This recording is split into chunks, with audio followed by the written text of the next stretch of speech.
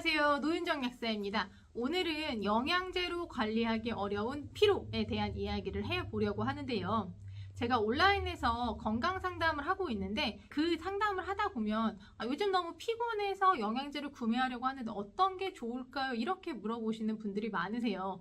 그런데 이 피로라고 하는 단어가 간단해 보이지만 굉장히 많은 의미를 담고 있기 때문에 가능하면 조금 더 자세하게 이야기를 들려주셨으면 좋겠다라고 제가 회신을 드리는 경우가 있는데, 그럴 경우에 오는 내용들 안에서 이건 정말 영양제로 안 된다, 우선은 가까운 병원에 가서 정확한 확인을 해 보셨으면 좋겠다라고 하는 내용들이 있어서 오늘 여러분들한테 도움을 드리기 위해서 그것을 정리해 보려고 합니다. 우선 첫 번째입니다. 과거에 갑상생 기능 저하증을 진단받으셨거나 아니면 지금 현재 약을 드시고 계시는 분들이라면 이런 피로가 있을 때는 정확한 검사가 필요합니다. 갑상샘 호르몬이라고 하는 거는 우리 몸의 전반적인 대사 기능을 정상적으로 유지할 수 있게 도와주는 호르몬인데요. 체온 유지를 기본으로 해서. 그래서 갑상샘 호르몬이 제대로 분비가 되지 않으면요, 피곤한 건 물론이고요, 그리고 추위를 많이 타게 되고, 그리고 먹는 것이 없는데 좀 살이 계속 찝니다. 그리고 심하게 되면은 모발이나 이런 것들도 재생이 잘 되지 않고 좀 잘 부서지게 되고 근육통 같은 게 발생하기도 하고요. 여자분들 같은 경우에는 생리가 늦어지기도 하고, 그리고 위장 운동이 좀 느려지면서 변비 같은 문제가 생기기도 해요. 근데 지금 제가 말씀드린 이 문제가 어떤 한 분한테 다 일어난 거예요. 이분의 상황은 이랬습니다.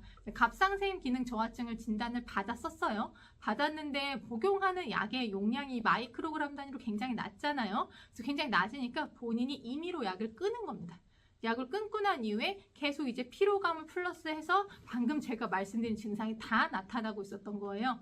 먹는 게 없는데 살이 자꾸 찌고, 최근에 모발도 조금 상태가 안 좋아지는 것 같고, 우울감도 좀 심해지고, 근육통이 이런 것들이 이유 없이 느껴지기도 하고. 그런데 이런 걸 해결하기 위해서 도움되는 영양제가 무엇이 있을까요? 라고 하는 게 저한테 한 질문이었는데요. 제가 드린 조언은 일단은 과거에 갑상샘 기능 저하증 진단을 받고 약을 중단한 히스토리가 있기 때문에 우선은 체크를 해보시고, 만일에 여기서 문제가 없다라고 한다면 그때에는 에너지 대사에 도움 주는 비타민 B군이나 모발 건강에 도움을 줄 수 있는 콜라겐 들어가 있는 것들이나, 그리고 근육통 같은 거 완화해주기 위해서 비타민 D나 마그네슘 이런 것들을 활용하시면 도움될 수 있다라고 이제 이야기를 해드렸어요. 즉, 우리가 피로라고 하는 것이 일어나는 원인을 정확하게 찾기 위해서 본인이 가진 질환에 대해서 상담자, 그러니까 저를 포함해서 영양제 상담을 하고자 하시는 분들한테는 정확하게 들려드리는 게 이 판단을 하는 데 도움이 될 수가 있고요. 특히 질환을 앓고 계신 분들이라면 질환 관련한 상담을 할 수 있는 약사분들과 상담을 해주시는 게 더 좋겠죠. 그리고 두 번째는 일상생활을 하기가 좀 어려워진 피로감입니다. 대표적으로 여성분들이 집안일을 평소처럼 그냥 하셨습니다. 평소처럼 하셨는데 청소도 하고 있고 빨래도 하고 있는데 평소보다 조금만 움직여도 숨이 좀 찬다거나 너무 식은땀이 난다거나 이런 식의 전에 없던 증상들이 나타나고, 그리고 또 아침에 좀 오래 누워 있어야 하는 이런 식의 증상들이 있다라고 할 때에도 여자분들 같은 경우 특히 빈혈이나 앞서 설명드린 갑상샘 기능 저하증과 관련된 문제일 수가 있어서 이런 피로감도 우선은 병원에서 간단하게 혈액 검사 같은 것으로 상황을 확인해 보신 다음에 영양제를 구매하시는 것을 추천을 드릴게요. 세 번째는 이런저런 영양제를 먹어도 해소되지 않는 피로 플러스 주말에 푹 쉬어도 나아지지 않는 피로입니다. 피로는 단순히 원인 없이 일어나진 않아요. 근데 이제 원인이 너무 다양하죠. 누군가는 육체적 스트레스로 인해서 나타나기도 하고, 누군가는 결정해야 될 사항들이 너무 많아서 이 심리적인 부담 때문에 피로감이 나타나는 경우들도 있어요. 그래서 저는 개인적으로 상담을 할 때 최근에 피곤해지셨다라고 한다면은 최근에 일어난 변화들이 있는지부터 먼저 확인을 드리는 편인데요.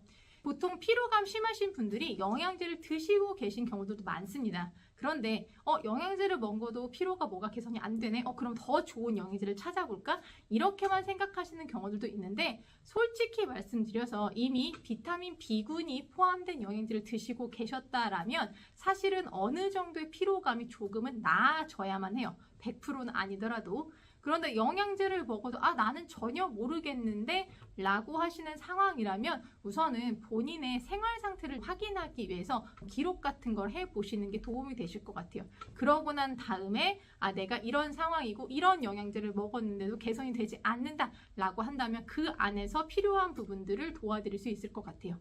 그리고 만일에 거기서 병원에 가서 좀 검사를 해봐야 되겠다라는 사인이 확인이 된다라고 한다면은 그때는 전문가 상담을 권해드리기도 하고, 실제로 이런 사례도 있었는데요. 어떤 분이 최근에 갑자기 과거에 한번 발생된 이명이 좀 심하게 또 발생을 해서 병원에 갔더니 병원에서 역시나 이명을 치료할 수 있는 약을 처방해 주었는데 환자 입장에서 좀 답답한 겁니다. 왜 갑자기 또 나한테 이런 문제가 생겨났지? 그래서 제가 여쭤봤어요. 혹시 최근에 무슨 신경을 많이 쓰는 일들이 있었냐? 왜냐 보통 이명이라고 하는 건 치료가 어려운 질환이긴 하지만 대개는 몸이 좀 체력적으로 굉장히 많이 떨어졌을 때 재발하는 경향이 있어요.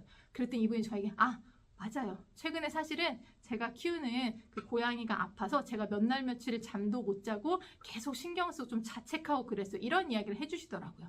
그래서 이런 경우에는 체력이 더 떨어지기 전에 이제 우리가 자양강장제라고 표현하는 약국에서 파는 영양제가 있는데요. 쉽게 설명드리면 체력이 완전히 떨어지기 전에 올리는 영양제라고 생각하시면 될 것 같아요. 이런 것들을 한 3일에서 5일 정도 드시면서 체력 회복에 조금 집중을 하시고, 그리고 만일에 고양이를 간호해야 되는 일이 계속 길어질 것 같다라고 할 때에는 역시나 기초 체력이 떨어지지 않도록 비타민 B군 같은 거나 아미노산 제제를 활용하셨으면 좋겠다라고 말씀을 드렸었어요. 지금 이게 단순히 영양제만 추천하는 과정이 아니라 우리가 어떤 원인을 파악하는 과정, 즉 우리가 원인을 알게 되면은 이제 환자분들 입장에서도 맞아, 내가 이것 때문에 그랬지라고 하는 심리적인 안도감 같은 걸 갖게 되면서 상태가 더 잘 개선되는 사례들이 있어요. 그래서 마지막에 이야기의 포인트는 우리가 피로 같은 것을 이제 이야기를 할 때 이미 비타민제를 먹고 있었다라고 한다면 거기에 대한 정확한 정보를 상담자와 잘 공유를 하면서 원인을 찾아주면 좋겠다라고 말씀을 드리겠습니다. 자, 그러면 정리를 해볼까요? 오늘은 이런 피로는 영양제로 관리가 어렵습니다 라고 3가지를 말씀을 드렸었는데요. 첫 번째는 갑상 생기는 저하증, 진단을 받은 적이 있거나 현재 약을 복용하고 계시는 분들, 이런 분들이라면 이 갑상생 호르몬 관련한 피로일 수가 있어서 정확한 상태 확인 후에 영양제 구매하는 걸 권장드리고, 두 번째는 주로 여성분들한테 많이 해당되는 이야기인데요. 일상생활이 갑자기 힘들어지는 피로감들이 있습니다. 피로라는 게 당뇨병 같은 다양한 만성질환으로 나타나기도 하지만 여성분들에선 특히 더 철결핍성 빈혈 같은 것하고도 연결될 수가 있기 때문에 그런 식의 피로라면 역시나 간단한 혈액 검사 후에 상태 확인하시고 영양제 구매하셨으면 좋겠고요. 마지막 3번째는 이미 영양제를 내가 먹고 있다, 그리고 주말에 쉬어도 피로가 나아지지 않는다 라고 하시는 분들은 전반적인 생활 상태를 점검하실 수 있는 상담을 해주시면 좋겠습니다. 오늘의 정보가 여러분들한테 꼭 도움이 되었으면 좋겠고요. 노약사는 언제나 여러분의 신나고 활기찬 삶에 도움이 되는 건강 정보로 다시 돌아오겠습니다. 오늘도 건강한 하루 되세요.